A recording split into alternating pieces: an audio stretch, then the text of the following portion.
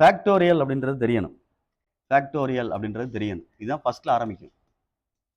Factorial அப்படின்ட்டு 0 ஃபேக்டோரியல்னா 1, 1 ஃபேக்டோரியல்னாலும் 1 தான்.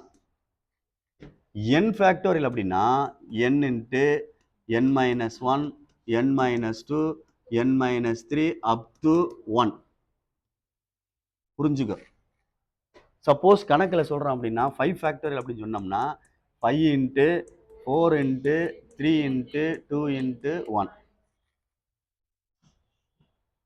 Suppose 5 ஃபேக்டோரியலை 5 into 4 factorial எழுதலாம்.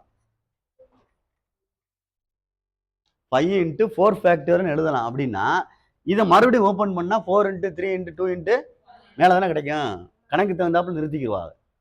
கணக்கு தகுந்தாப்புல நிறுத்திக்கிடுவா. இப்போ இந்த காமனாக எழுதணும்னா n ஃபேக்டோரியல் அப்படின்னா n into n minus 1 factorial. புரியுதான் பாரு.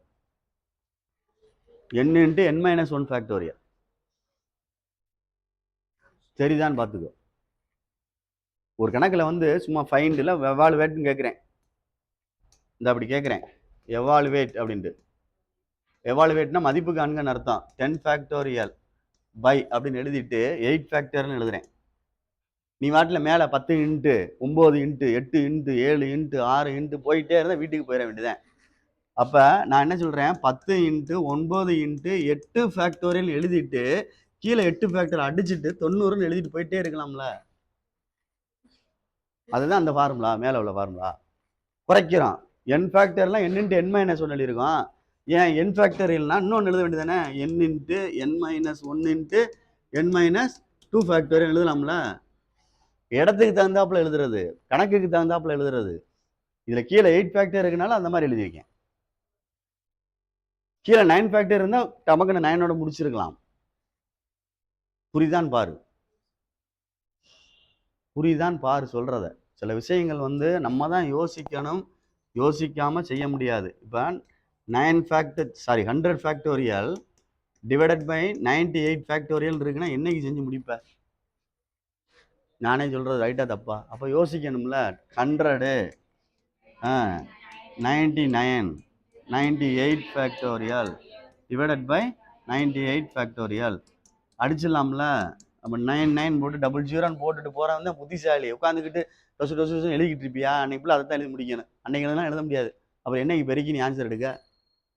அதுக்கு தான் சில விஷயங்கள் சொல்ல மைண்டில் வச்சுக்க அப்படின்னு சொல்றது.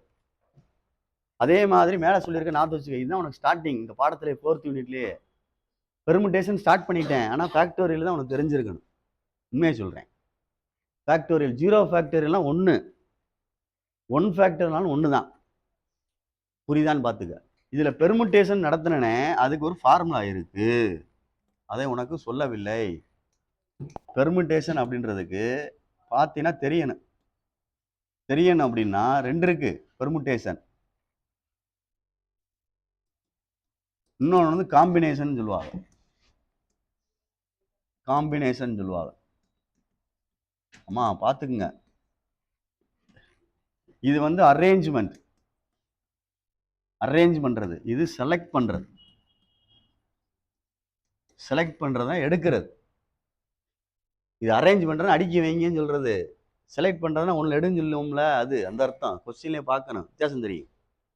அடுக்கிறது வேற, செலக்ட் பண்றது வேற. அப்ப இதுக்கு வந்து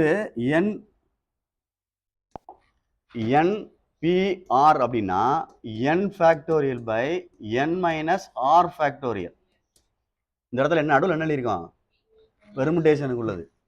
காம்பினேஷனுக்கு உள்ளதுன்னா NCR அப்படின்னா n factorial by n minus R factorial into R factorial அப்படின்னு எழுதணும். புரியுதான் பார். இது 2 தான் இந்த பாடத்தில் உள்ளது. ஒரு 2 எக்ஸசைஸ் கிட்ட ஓடும். ஃபேக்டோரியல் வந்து ஃபர்ஸ்ட் எக்ஸசைஸ் ஓடும். புரிஞ்சுக்க. அதுக்கு தான் ஒழுங்கா படிங்கன்னு சொல்லையில கவனிங்கன்னு சொல்றது. ஃபர்ஸ்ட் எக்ஸசைஸ் ஃபுல்லாக ஃபேக்டோரியல் நொட்டேஷன் வச்சு ஓடிடும். டேய் கவனிடா. 2வது பெர்முடேஷன் ஓடும், 3வது காம்பினேஷன் ஓடும், 4வது மேத்தமெட்டிக்கல் இண்டெக்ஷன் ஓடும். அப்போ ஒரு எக்ஸசைஸ் நடத்தி முடிச்சோம்னா அதோட விட்டுறணும். இப்போ ஃபேக்டோரியல் வச்சு தான் அந்த ஃபர்ஸ்ட் எக்ஸசைஸ் ஃபுல்லாக மூவ் ஆகும். காம்பினேஷன் வச்சு ஒன்று மூவ் ஆகும், NCR அப்படின்ற வச்சு ஒன்று மூவ் ஆகும். இதில் தியரம்லாம் இருக்கும், பார்த்து பொறுமையாக தான் செய்யும். கஷ்டமாக இருக்க மாதிரி இருக்கும். உண்மையத்தான் சொல்கிறேன். பொறுமையாக நிதானமாக பார்த்துட்டா ஈஸி. அதனால் பார்த்துக்க, நிதானமாக செஞ்சுக்க. இதுதான் இந்த பெர்முடேஷனுக்கும் காம்பினேஷனுக்குள்ள வித்தியாசம். ரெண்டும் ஒன்றா தான் இருக்கும். அதில் எக்ஸ்ட்ரா ஒன்று எழுதியிருக்கேன் பாரு, ஆர் டைம்ஸ் ஆர் ஃபேக்டோரியல் ஒன்று எக்ஸ்ட்ரா எழுதியிருக்கேன். நடுவில் உள்ளது பி, அதில் உள்ளது சி. பார்த்துக்க, மறந்துடாத. ப்ராபபிலிட்டிக்கு யூஸ் ஆகும்.